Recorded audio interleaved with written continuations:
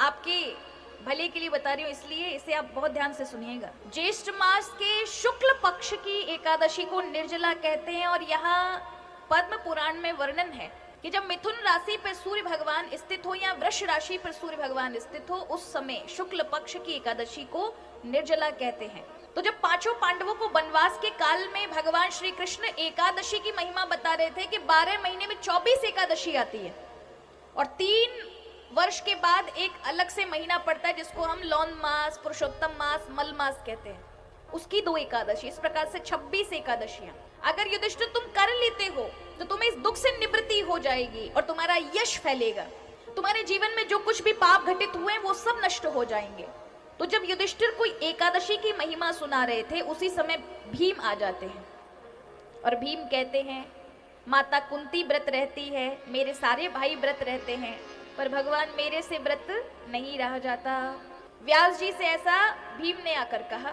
तो भीम को देख करके व्यास जी कहने लगे व्रत तो रहना पड़ेगा। बोले मेरे वश की बात नहीं है, क्योंकि मेरे पेट में एक अलग प्रकार की अग्नि है, अगर कुछ अन्न ना पड़े तो मैं मर जाऊंगा। भूख खाने के बाद भी मेरा मन खाने पे लगा रहता है, क्या करूं, मेरे से व्रत नहीं होगा, पर मैं व्रत अपना उद्धार करना चाहता हूं, मैं क्या करूं। व्यास जी कहते हैं अगर तुमने अपना ऐसा ही बनाकर रखा तो तुम्हारा उद्धार नहीं हो सकता, अपने कल्याण के लिए कुछ तो करो।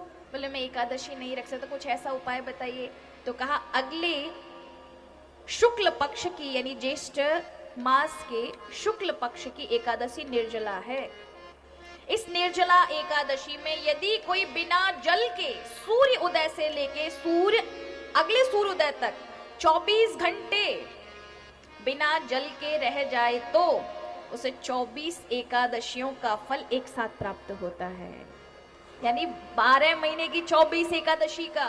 अगर आप निर्जला एकादशी में फलार कर लेते हैं, जल भी ग्रहण कर लेते, तो ऐसा नहीं कि वो व्रत लगेगा, नहीं लगेगा। एकादशी आपको एकादशी का पुण्य निर्जला का तो मिलेगा ही, लेकिन 24 एकादशी का नहीं मिलने वाला, क्योंकि उसमें तपस्या नहीं हुई है।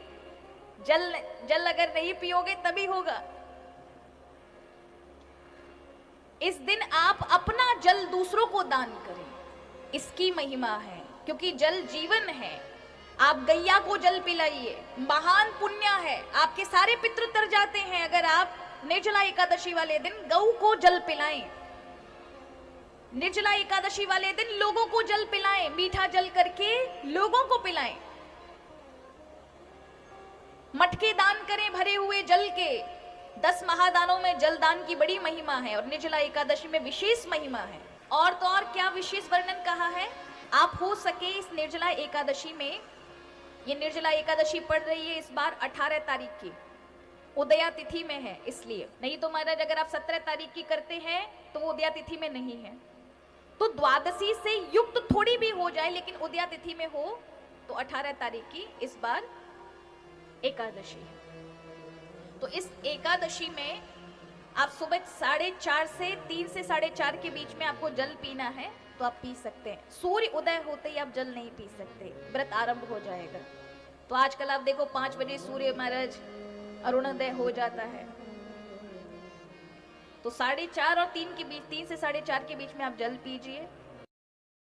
राधे राधे। आप सब भी निर्जला एकादशी का व्रत 18 जून को ही रखें। 18 जून उदय तिथि में 4:30 से 5:30 के बीच में व्रत प्रारंभ हो जाएगा और सूर्य उदय अगली तारीख 19 तारीख तक ये व्रत रखना है। 4:30 से 5:30 बजे तक सूर्योदय के पूर्व ये व्रत को समापन हो जाएगा। उद्यापन कर दीजिएगा आप सूर्योदय से पूर्व ही। श्री कृष्णा, श्री राधे राधे, जय श्री राधे। प्लीज़ चैनल अच्छा लगे तो लाइक करें, शेयर करें एंड सब्सक्राइब जरूर करें।